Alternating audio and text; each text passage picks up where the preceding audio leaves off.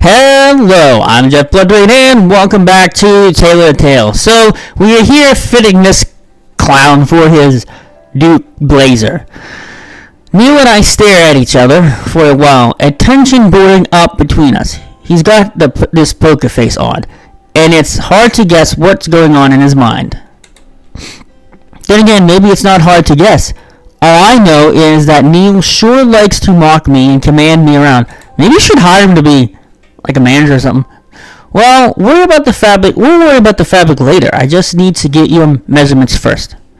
This is the part I'm personally anguishing at night about. Getting up close and personal with Neil. Ooh.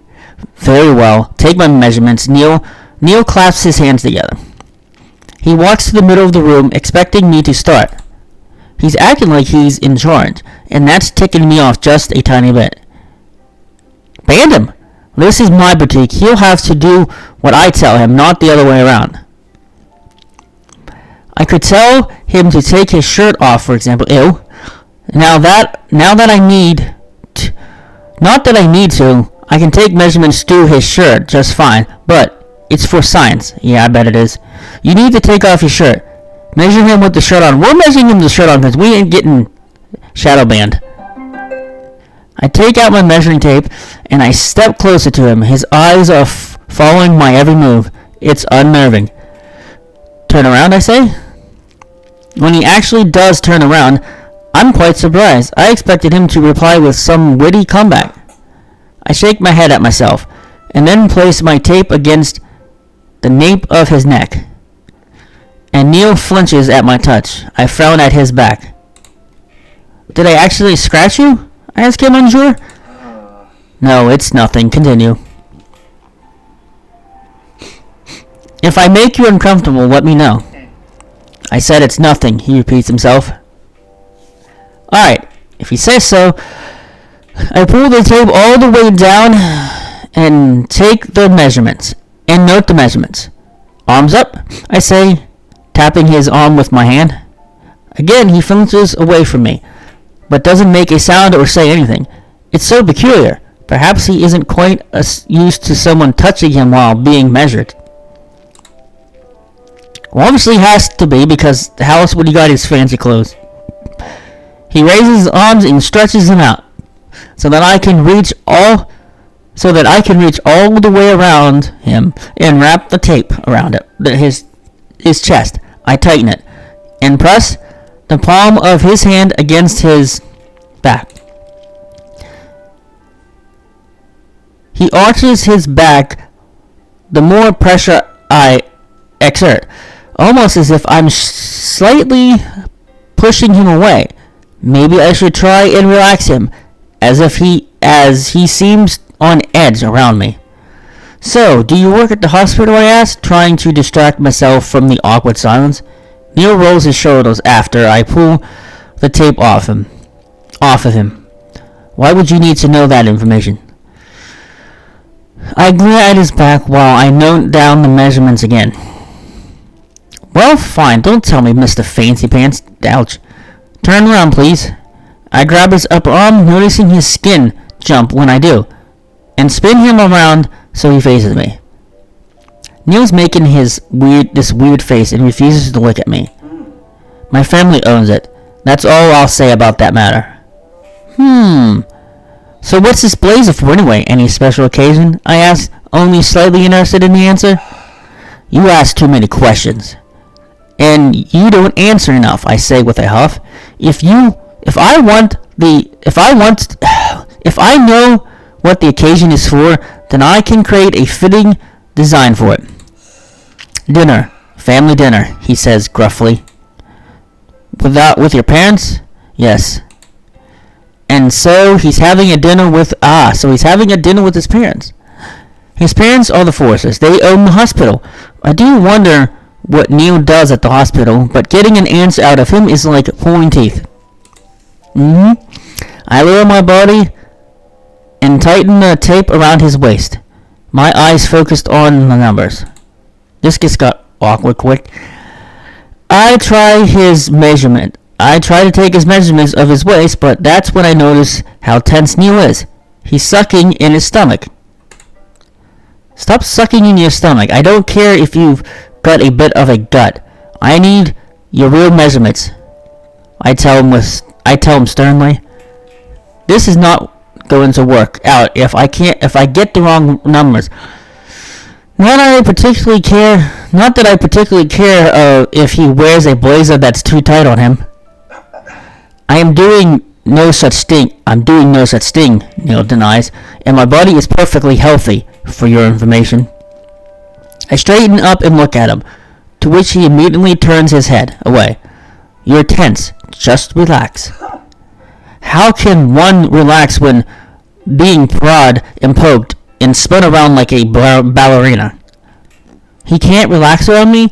For some reason this makes me gleeful, like I finally have the upper hand after he's been such a jerk to me. Just breathe out and let me measure your waist. I would just have him make his own blazer. Neil takes a breath and slowly exhales. His reactions are giving me this itch like I want to touch him more. Ew. I tighten the tape around him and take a step closer, putting myself up and close and personal with him. I've been trying to avoid getting too close to Neil this whole time, but that was before I knew how much he'd fidget if I'd be up in his face. Neil awkwardly turns his face away and with a cough. Are you okay? I ask him, a light smirk playing on my lips. Like I said before, I can stop if you're becoming uncomfortable. I'm fine. His voice cracks a little. Well, if he says he's alright, I'm sure he doesn't mind if I slow down my actions to drag it out as much as possible. Why is reading so difficult? It's like he's revealed his weakness to me, and I can't help but want to prod and poke him. I want to tease him. Okay. I linger with my touch here and there, though still not noting down actual measurements. He's fidgeting, but for some reason, he's not telling me to stop. My eyes wander over towards his neck. I can see he's got goosebumps. Wait, that's not the kind of reaction I was expecting. Is he nervous? Neil notices me staring and quickly covers his neck with his hand. Are you sure you even went to fashion school? Are you sure you even went to fashion school? You should have been done by now. You're only taking the measurements of a human, not the whole wide world. Neil's voice has a slight edge to it. Alright, time to wrap this up. Yeah, you've been ardently touching him for way too long. I measure his inseam one last time, and then give him a pat on the back. Should have slapped him. Done, I say cheerfully. I didn't expect Neil to jump away from me in reaction to the pat on his arm. I barely have time to register that his feet caught in my tape and he topples over. Neil reaches out to me to stabilize himself. Ha ha! It looked like we tripped him the way he just disappeared off screen like that. His weight is too much for me to suddenly bear, and he brings the both of us down to the floor with a loud thud. Thump. Is that what our character looks like? Neil's head crashes against the mirror behind him, and I collapse on top of him. I look at him in surprise. He gives me a similar look in return. I seem to be straddling his waist, and I'm way too close to his face. Neil's heartbeat thumps underneath mine. Are you alright? I decide to ask once the shock wears off. Peachy, says Neil, his voice definitely cracking this time. He turns his head away from my gaze. Could you get off me now? What's the rush? Get up. Don't look at me with those golden eyes. I remove my hand from his chest and the mirror and pick myself up, standing straight in front of him. I can see how the tape measure is awkwardly entangled in his feet. It was simply dumb luck that he managed to trip over it, was it, or did he do it on purpose? I quickly remove it from his shoe so that he wouldn't trip all over himself a second time when he gets up. Neil recovers from his mishap and stands up straight and tall. If he wasn't feeling awkward before from all my prodding and poking, then he definitely is right now. Seems I'm not the only one with 2 left feet, I joke. Let's never speak of this again, Neil huffs in response, looking embarrassed. For some reason, I don't have much faith in your measurements. I could tell you had to measure some parts again. Yeah, I was just doing that for dramatic effect. He rubs his arm while glaring at me. I smile at him, knowing exactly why I went over some areas twice. Well, just to have fun, we'll just have to find out, won't we? If you get the wrong measurements, I'll demand you create me an entire new suit. Yeah, you can kiss my rump. Right. Sure, whatever you say, Majesty. I roll my eyes at him, like I would never make him a suit. And don't call me that, he spits out. Oh, it seems I got under his skin. This is kind of fun, annoying him like this. Maybe he won't come by again if you keep it up. Your Majesty, I can say instead. Neil angrily stomps his foot on the ground like a petulant child. Any of those are unacceptable. He then quickly composes himself. You may call me. Yeah, I'm sticking with your Majesty, I say quickly, cutting him off. And before he can get another word in, I circle around him and start pushing him by shoving my hands against his chest. I get a small rush of satisfaction when I feel his skin twitch under my fingers. What? Get your hands off me. Time to leave now. I'll let you know which fabric I've chosen, but right now it's closing time, so get out. Yeah, we spent way too much time in that back room. I keep pushing him out of my room until one final shove puts him near the entrance of the store. He turns around, anger flashing in his face, and his ears are tinted with red. He wants to say something, but then immediately bites down on his lips and then opens the door to leave. Good night. Good night, he yells out, then slams the door behind me. If this was a good night, he should have yelled it. If he's yelling at, he should have yelled it in all capitals. As I stand there all alone, a grin creeps on my face. I got under Neil's skin. Good, he deserves it for treating me like that.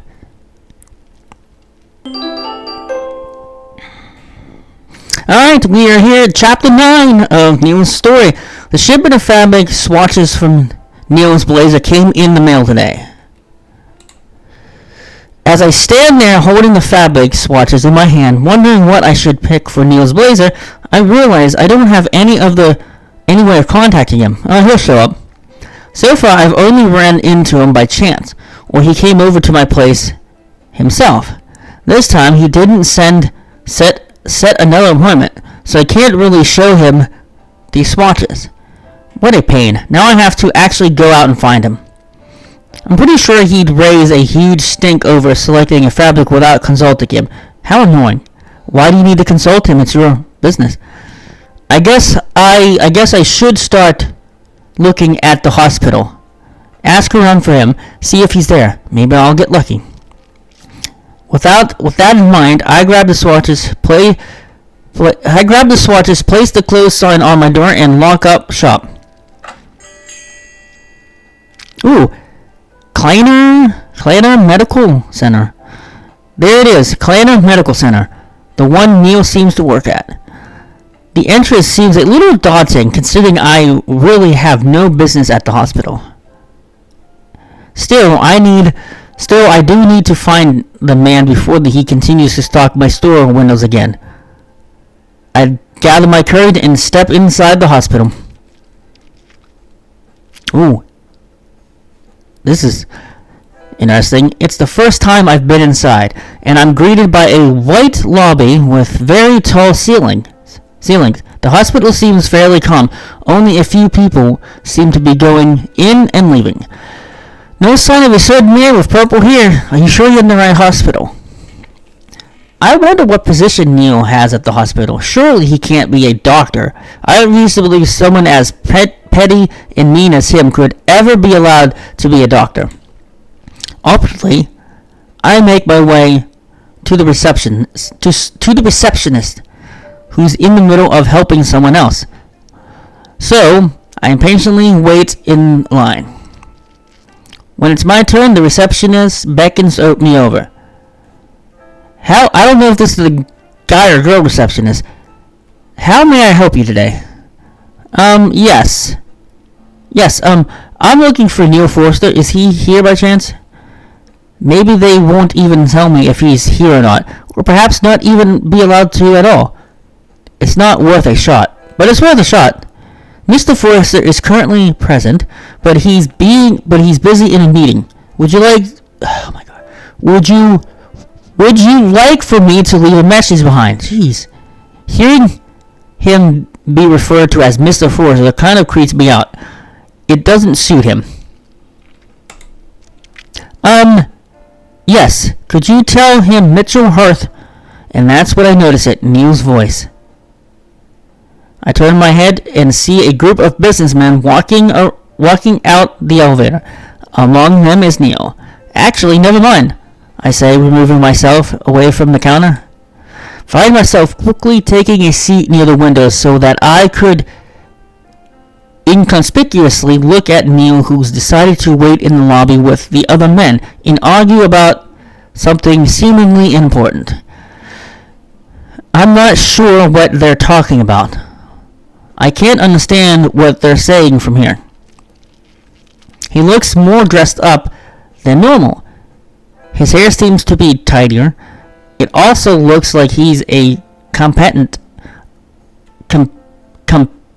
adult who doesn't have his nasty habit of running his foul mouth all the time.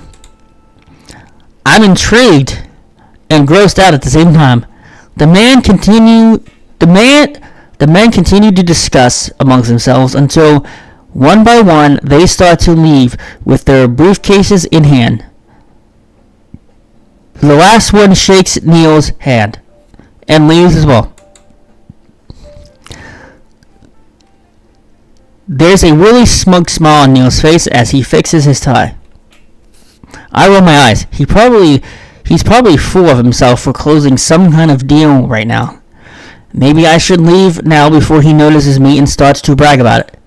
So I stand up from my chair, ready to escape.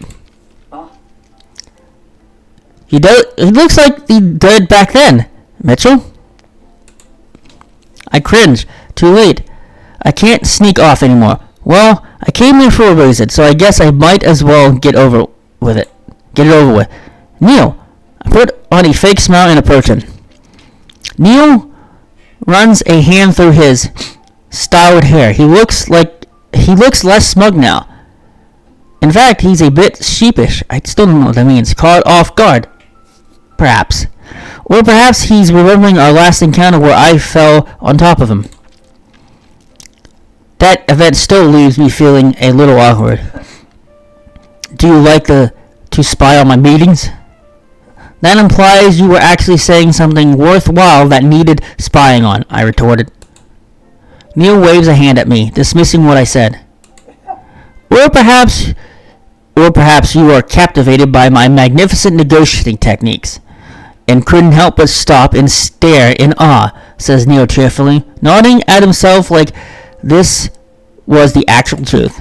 Okay, I guess the awkward Neil from before has disappeared entirely because he went right back to the arrogant one. It's exactly what it looked like in the beginning of the game. What does he want, a cookie? You're gross. I take it you closed some kind of important business deal, I say in a dull voice. Yep, Neil is definitely not the mature adult I thought he was only minutes ago. Neil looks at me with a knowing smirk, but he doesn't reply. that actually kind of gets on my nerves. He won't even tell me what he's so gleeful about. That's just annoying. Alright, one more. Whatever. I'm here for you, Blazer. I didn't have any way of contacting you, so I came here. And with that being said, we are going to end this episode of Tailor Tales here. I'm Jeff Bloodring. I hope you guys had fun, and I'll see you next time.